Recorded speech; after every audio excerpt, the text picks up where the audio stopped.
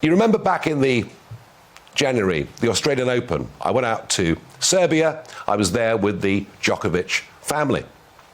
The reason was he'd flown into Australia believing he complied with the rules, was put under house arrest and not allowed to play in the Australian Open, and the reason for that was he hadn't had the vaccination.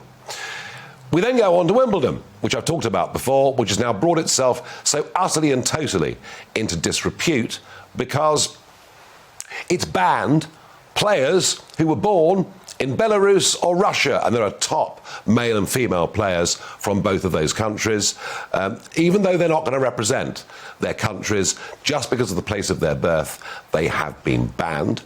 And, you know, because of this, Wimbledon has now been downgraded so that whoever wins Wimbledon will not get points towards world rankings. And now the US Open.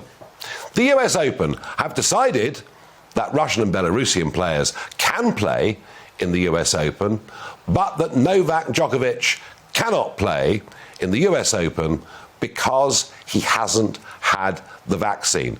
This is madness. There are no health grounds to back this up whatsoever. Indeed, I have to say, I argued strongly here with doctors as to whether I should have the booster. I concluded in the end I shouldn't have the booster, and the reason is very simple. Whether you've had the vaccine or not, you can still catch COVID. Whether you've had the vaccine or not, you can still spread COVID.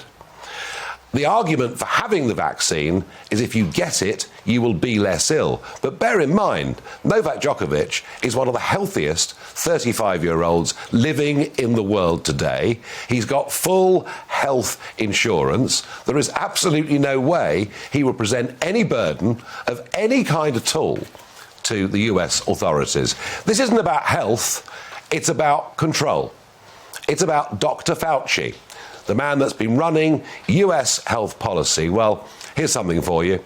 Dr. Fauci, who has now had 4 doses of the vaccine, it's been announced overnight that Dr. Fauci will not be carrying out public duties for the next few days because, yes, you've guessed it, he's caught COVID-19.